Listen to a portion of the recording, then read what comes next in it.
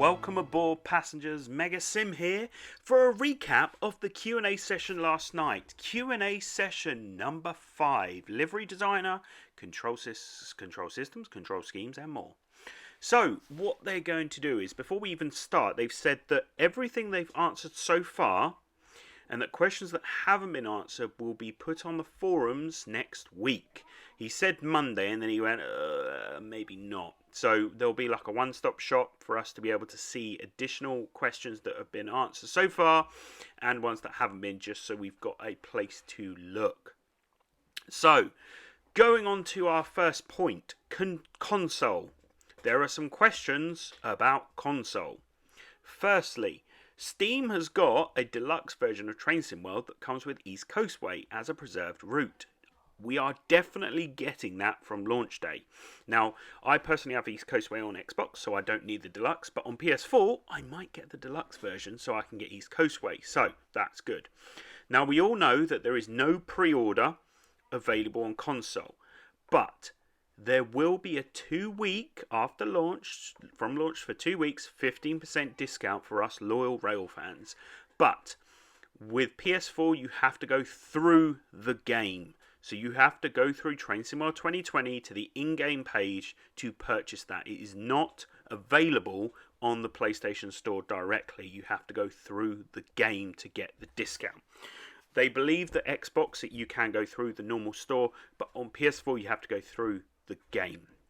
Okay, there was an extra bit about Steam where they're going to be getting additional discount on the preserved routes that have been launched. 35% off discounts, 20% off trains. Would be nice to get that too, but they just said Steam. Never mind. And there will be no Xbox Game Pass at launch and no details on if it will be soon. So 15% discount for the first 2 weeks for console. Now, they've said that on console there is no change to the track render distance, whereas like on PC you were able to change it or extend it. But the way that they render things are a lot cleaner, a lot smoother, so there will be less gaps now. And they went into LODs, which is level of detail. So when you look at something close up, it's really fine detail, but when it's a long way away and it's like 10 pixels big, there's less detail. So the LODs kind of help to keep the frame rates high. They did have a question about Xbox Series X and PS5. There are no details on if they will perform better because they have not been tested. So just be aware of that. The new consoles, PS5 and Xbox Series X, have not been tested, so we don't know if they'll be performing better. But we do know, these are literally random. They're kind of going in and out of everywhere, but I want to go in their order. Now, the weighted wagon system will work on passengers too. You won't still see a real big impact, but there is an impact on the physics when passengers get on and off the different weights through that. Now, with the frame rate, depending on what's going on in terms of the situation, it will be pretty much the same or better. So there's a lot of optimization work that's happened within the game to help that. Okay. Now, the next part was on the user interface. So they had quite a lot of questions on the HUD. Now, as I always do this, it's really annoying, I know, but whenever I go on a British rail, and I do say East Coast Way, and then I skip to a German one a few days later or something, I always forget to change the measurement of distance, so it's always in kilometres or miles per hour. Now, Train Sim World 2 will automatically change it. You can still manually do it because you may want kilometres all the time or miles per hour all the time, but it will automatically change it for you, which is great. Love that. It helps me a lot. Now, with the HUD size, there is a small and a large version. Now, if you did see the Bakerloo Line and the ICE gameplay, that was the small version. Now, the rest of the HUD cannot be scaled up above and all of that, just the one on the bottom right. But they have been listening to a lot of feedback and possibly could change it, but at the moment, no. Now, one thing I do want to mention, which I did get wrong, is the ability to remove the HUD on the PlayStation or the Xbox. You have to press and hold a button. Now, I stupidly said it was the left button on the Xbox. It's actually the right button, the 3 lines.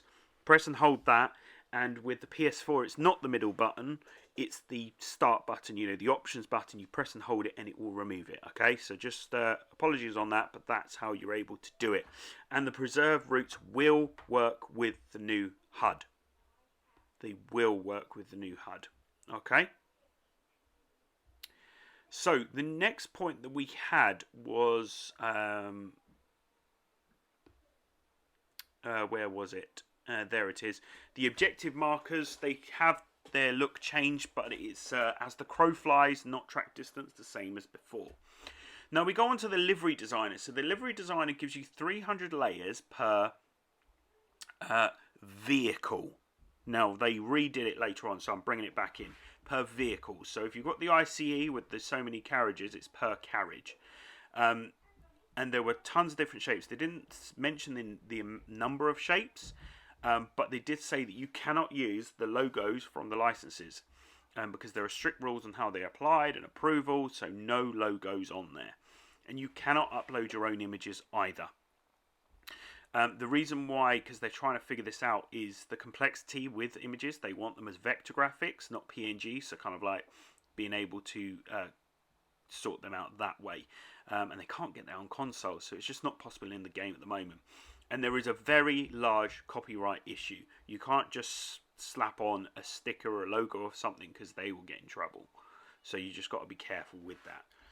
Now with the chassis, it can only paint where it should be painted. So it can't touch the windows, can't touch the wheels, can't touch the grills. So it will kind of like blank out that bit. So where it can't be painted, it won't show up.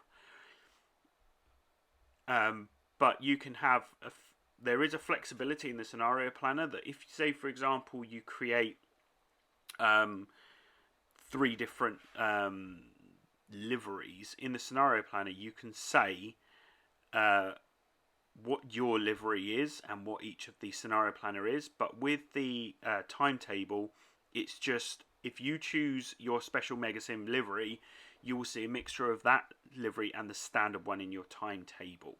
Okay, but any skins that you do will be available to choose and use them as you want. Okay. Now, there are 300 layers, and one layer contains one shape, and that's, as we said, per carriage, and we can edit those designs. So the examples that we saw were built over like 2 or 3 sessions, which was about 8 hours on one of them. So it may take a while. And there are 300 reskins in total. So if you wanted to do 300 ICEs, you can. It's not limited to so many each train. You have a total of 300 that you can do. With the colours, they said 16.8 million colour picker, so it's quite a few different colours. Can we use gradients? There are some decals that do have gradients, some don't. You could potentially play with them to create some sort of weathering, but that's something that you're going to be able to do that. But I'm pretty bad at things like this, so I think mine might be quite simple, or I may not do it. I don't know yet. I'll see how I feel when we have a look at it. But there's no dedicated weathering. And just as a reminder, it will not work on preserved, because the retexturing and remapping of those logos, it's too much work. It's an extensive amount of work, so it won't work. Now, they only have one font, the sans serif font, with uppercase and lowercase, so we are able to put writing on there, but only in that one font. And you can't have presets that you can load later. You can group them together and replicate them on the different carriages of that one train, but you cannot use it on any other train. Now, what is cool is they do have things like fire escape signs, first class, bicycle labels, things like that you can reuse in the train. But I think, as you saw on the gameplay with the ICE, with the text of first class, I think that's kind of pre-added because it's a window. It's where, you know, the ticker tape thing of, you know, what stations it's going to on there. Okay. Now, with the scaling, there's lots of scaling that we can do. We can squash them, rotate them, slant them, bend them, all of that. But there is no transparency. And we can only do the exterior, not the interior colours. And just as a reminder, no original livery editing. Because of licensing, you get a base coat, which is a light grey, because of licensing, and you will do it. But at the moment, you can't share.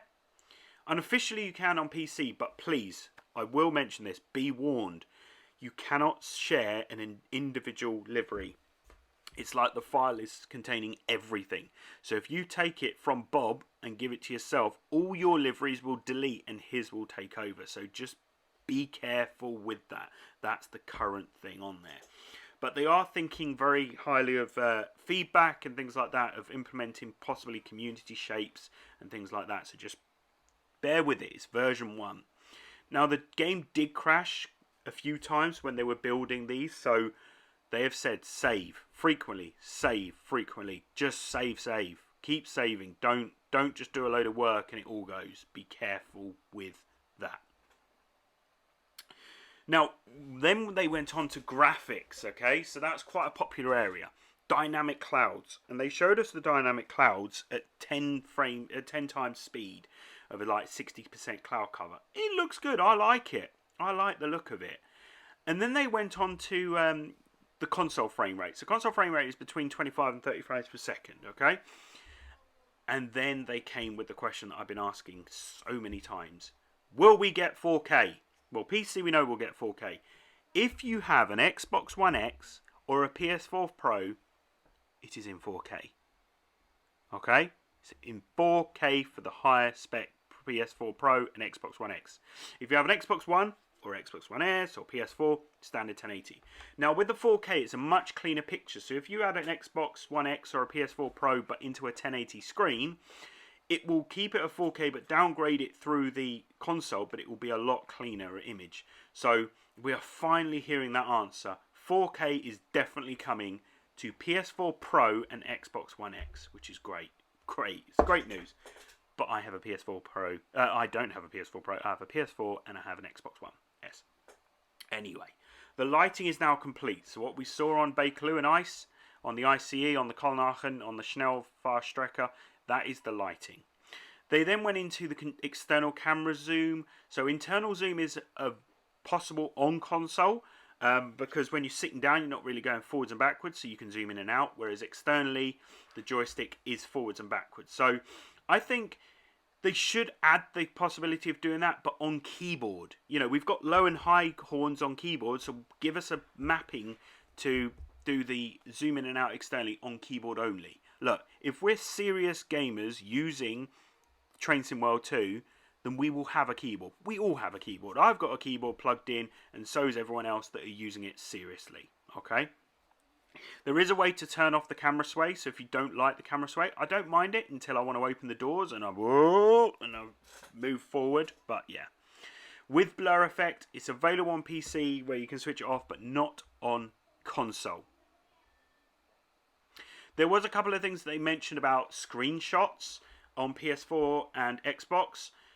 There is a way to do it in the future to then link to your Dovetail account, but that's not a launch. So just as a reminder, you can do screenshots on your PS4 or your Xbox in the standard way. You know how to do it, and then export it via USB on PS4 or through the app on Xbox. But there will be a Dovetail live version soon. But they're also going to have the, where we do our individual journeys and we get like a debrief screen and then it goes. We will have access to that soon on Dovetail Live, so we'll get a logbook, which is really nice. Okay, so that's good. Then the next point we went on to was controls. So, full keyboard for console, what's the story? Now, there's no change to what we've got already for console and mouse, just because of the mapping and things like that. But don't forget, he mentioned about the horn, but don't forget on keyboard, N for low, space for high. So we still have that, which is good. It was pretty much a dull moment for them. They changed the controller for Xbox and PS4 on console where you can open and close the doors with one button. So then PC users went, what's happening to us? And they went, ooh, yeah, you still have to press tab and have that option come up. So the problem is because there is no button to map it, they can't remap it. Doesn't exist on PC, so they are going to work on that, but that's not definite yet. Okay. Next week, Tuesday, we will get the roadmap, and then we will get a stream in the evening on the Köln line, and they will answer questions on that. So lots of detail on the roadmap they've said are coming along. We're also going to soon for PC get direct input and rail driver support. They've tested it and their work is underway with it, but it's not ready yet.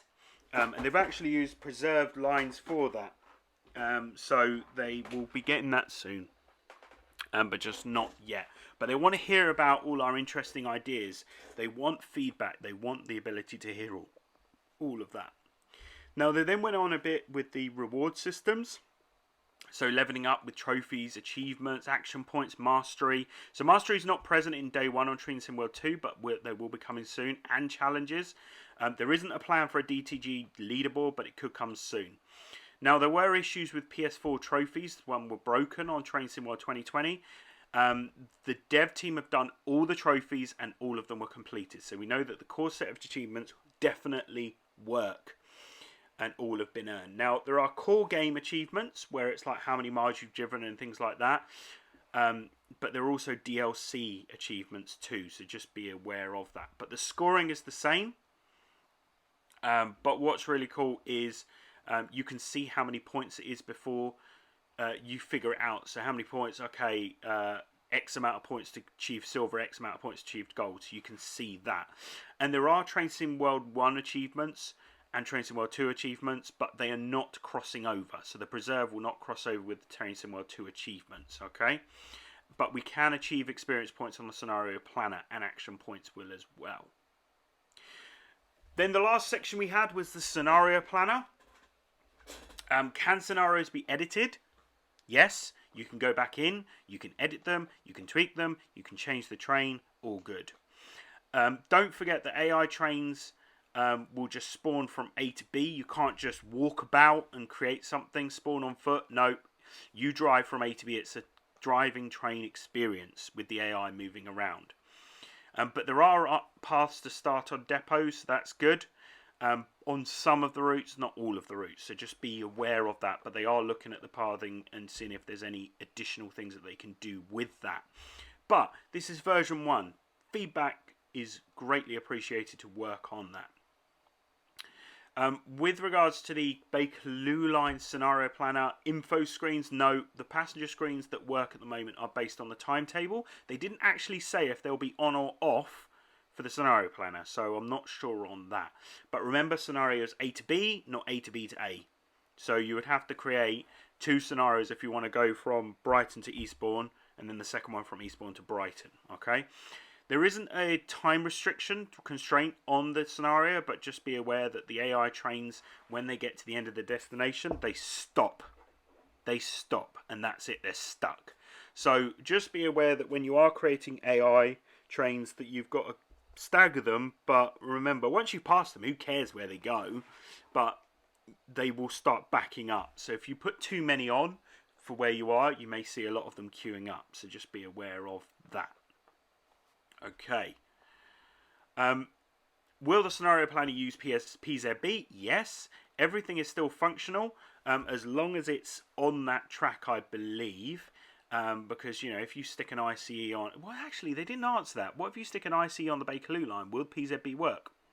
Not sure. That's actually a good question to ask. We might ask that. But if it's the function of the loco, it should be there. You just need to switch it on. It's not locked out. And as I said already, they don't disappear into portals, they stop at the end, so just be aware of that. Now, as a reminder, at the end of the Q&A, Steam has a pre-order till Thursday of 15%. If you are a loyal rail fan, you already have Train Sim World 2020, or 10% if you don't own it. But at launch, it will stop that discount. With console, there was no pre-order, but the launch discount of 50% is available for 2 weeks, and for PS4 you have to go through the in-game. Steam will have a preserved collection, 35% off routes, 20% off locos for the first 2 weeks, I think it was, of the preserved lines of Peninsula Corridor, East Coastway and Hubstracker Rhine Raw, but we don't get it on console. So they're going to have more gameplay routes next week. Sandpatch Grade on Monday. Tuesday with the roadmap, they're going to show the Schnellfahrstrecke. Wednesday, probably the Bakerloo line. And then Thursday is launch day, where they will be doing more streams. But guess what? We'll try and do streams as well if we can. Depending on the launch time and how long it takes to download the game, we'll try and do some pre-records and we'll try and do some lives as well. We'll see how Thursday goes. But that was pretty much the Q&A. Hopefully that wasn't too much of a mouthful. If you want to look back and listen back, I did it in a third of the time that they did, or actually a quarter of the time. Or less than that. But yeah, have a great day. We're going to have more videos out soon, so that'll be fun. But yeah, that's the end of the recap. If you have any points that I missed, put in the comments below, or any extra questions, let me know. But yeah, don't forget to subscribe and ring that notification bell, ding-a-ling, ding, ding, ding, ding. And also at Megasim UK on Instagram, Twitter, and Facebook. Man, I'm tired after 20 minutes because I've just watched the video as well. So yeah, an hour of that and then 20 minutes of talking about it. But it's been good. Hopefully you enjoy the recap. And yeah, as I said, just rewind it if you miss a bit. If you do want to watch the gameplay, watch it. I'm not putting any screenshots of the Livery Designer because I don't want to ruin it for you on that. I've kind of come to the terms of where I don't want to show off things now. I did previously, but I'm not going to now, just because we're so close to the launch. But we'll get the roadmap next week, and that'll be good as well. Anyway, have a great day, guys, and we'll see you soon. Bye-bye.